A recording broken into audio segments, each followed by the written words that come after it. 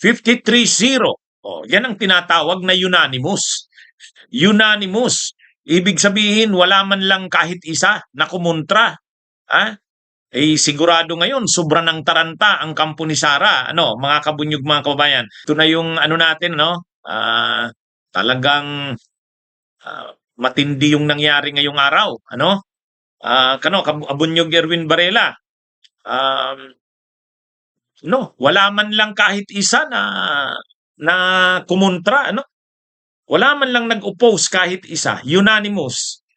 As in talagang 53-0. Yung unang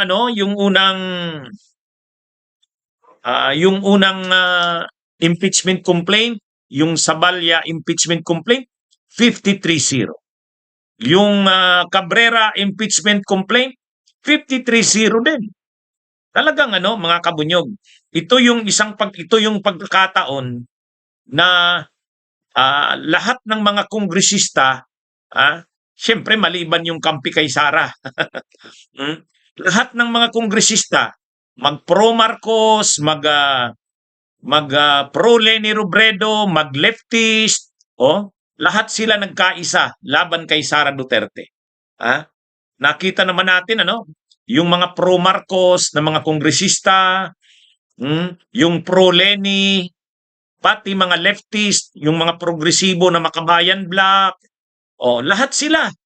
Makikita nyo, ito yung isang pagkakataon, mga kabunyog, na yung mga Makabayan Bloc, sila Tinio, sila Rinico, si Sara Ilago, pati yung may mamayang liberal, si Laila de Lima, si Chel Jokno, pati si Sindanya, Akbayan yan. Pati yung mga pro Marcos, lahat sila nagkaisa laban kay Sara. Kaya actually nakakaano talaga mga kabunyog, napakagandang tingnan na yung ating mga kongresista ay nagkaisa para i-impeach si Sara. Talagang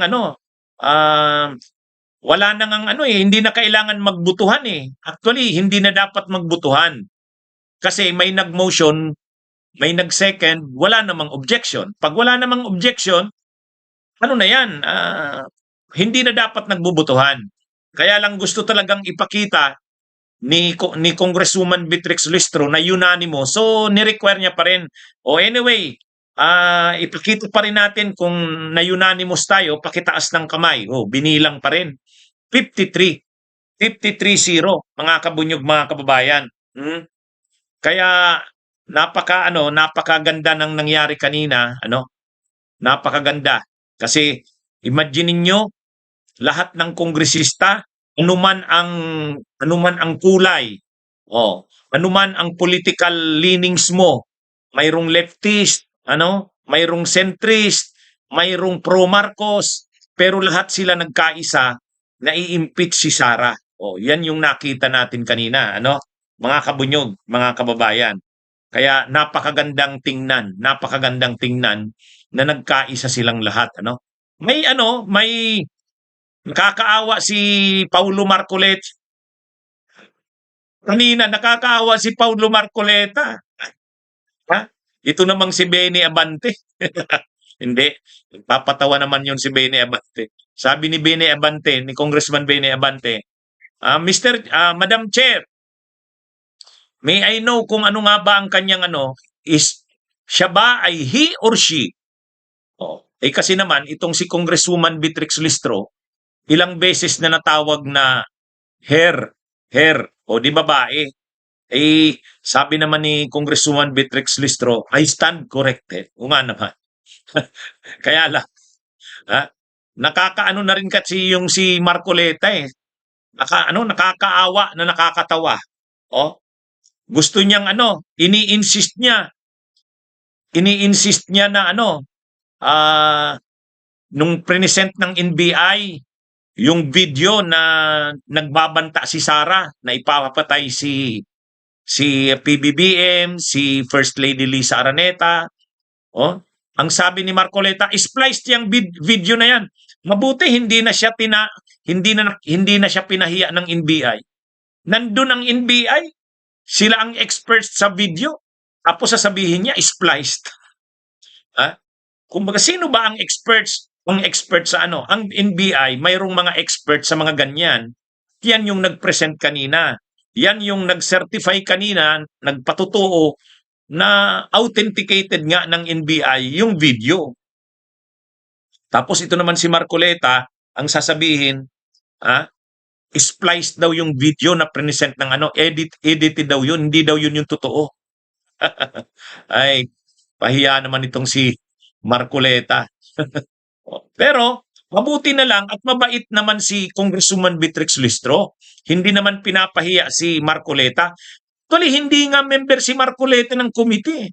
Hindi siya member ng Justice Committee. Kaya lang, ang rule pala sa kanila, kahit hindi ka member ng committee, pwede kang manifest. Pero hindi ka pwedeng clarificatory questions. Hindi ka rin pwedeng mag-motion. Hindi ka rin pwedeng magboto. Kumbaga, mag-manifest ka lang kung anong gusto mong sabihin. Ay ito namang si Paulo Marcoleta, talagang gusto niyang makidiskusyon. Hindi nga pwede kasi hindi siya member ng committee. Pero pinapabwilo na lang. Mabuti, mabait si Congresswoman Beatrix Listro. Pinagbibigyan siya. Hindi naman siya binabastos. Ha?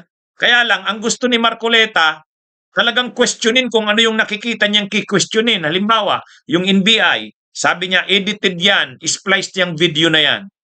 O, ay yun, bawal na yun. Kasi hindi naman siya pwede nun. Kasi hindi naman siya member ng Justice Committee. Ano lang naman siya, nakisingit lang doon. Pinagbigyan lang, pwede siyang mag-manifest. Oh. Anyway, yan ang nangyari kay Marcoleta. Oh, ito kasing si Marcoleta, mayroon siyang binabasa doon sa kanyang ano eh. Mayroon siyang binabasa. May nagpi-feed sa kanya. Oh. Kaya ano, yun naman yung role ni Marcoleta doon eh. Mayroon lang masabi, mema lang, mema. Kaya lang nakakahiya na eh. Oh. Tapos dahil nakakahiya na nga, ah ginawang katatawanan ni Abante. Sabi ni Abante, siya po ba ay he or she? Kasi dalawang beses mo na po, Madam Chair, na tinawag na her. hindi naman sinasadya ni ano yon ni Congresswoman Beatrix Listro. Anyway, ang isang controversial doon kanina, yung ano, yung bubuksan ba yung box na naglalaman ng ITRs, yung sa BIR. Doon na ano, anong boto ba doon? Parang 38-6-0. Ang 38 ay ang stand nila, wag buksan. Doon na lang sa Senado buksan 'yan. Yung 6, yung 6 ay para sa buksan. Walang abstention, 0. Tiningnan ko yung 6 na bumoto na dapat buksan. Si Laila de Lima, si Congressman Defensor ng Iloilo, si Jude Asedre, ayan yung tatlo. Plus yung tatlong Makabayan Black, si Tinyo, si Ilago at saka si Tinyo, si Ilago, sino pa ba yung isa sa si Rinico, yun. Kaya tatlo na Makabayan Black ang bumoto plus si Laila. Kahit kahit nga sila Cheljok yung akbayan hindi sumuporta. Ang nag-motion noon, nabuksan yon si Congresswoman Laila de Lima. Kaya lang hindi talaga sinang-ayunan ng karamihan. Pero okay lang, nirespeto naman nila Laila de Lima. Ang gusto lang, ang punto naman kasi ni Laila de Lima, para tayong sumurrender eh. Para tayong natatakot tayo na baka kasuhan na naman tayo ni Sara Duterte. Ay di ba kasi ang ginagawa nila Sara, kinakasuhan ang mga kongresista. O di ba kinasuhan nga si Beatrix Listro. Kinasuhan si Laila de Lima, kinasuhan si Percy Sindanya, Chel Jokno, dahil lang doon sa AMLAC ha.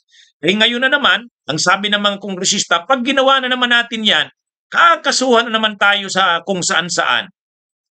Masyado na tayong ang sabi naman ni Congresswoman Laila de Lima, ay walang problema kung kasuhan tayo ni Sara Duterte. Wala tayong problema diyan sa kampo ni Sara, kasuhan na nila tayo ng kasuhan. Kaya lang siyempre, gusto naman ng mga kongresista, hayaan na yan, pagbigyan na yan, parang konsesyon, doon na lang natin yan sa Senado pabuksan. Para hindi na tayo maabalan yan. Kumbaga, yung stand ng mga kongresista, ganoon. Actually, ako, kung ang tatanungin niyo mga kabunyog, dapat sana binuksan yon. Kaya lang, gano'n naman talaga eh.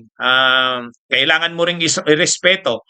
Ang gusto ng mga kongresista, wag na lang para hindi na pag-usapan yan. Kasi kapag ginawa na naman nila yan, nabuksan yan, sigurado magpa-file na naman ng kaso. Sila Laila de Lima sana, ang stand naman ni Congresswoman Laila, kahit kasuhan tayo, wag nating isurrender yung ng kapangyarihan ng Kongreso.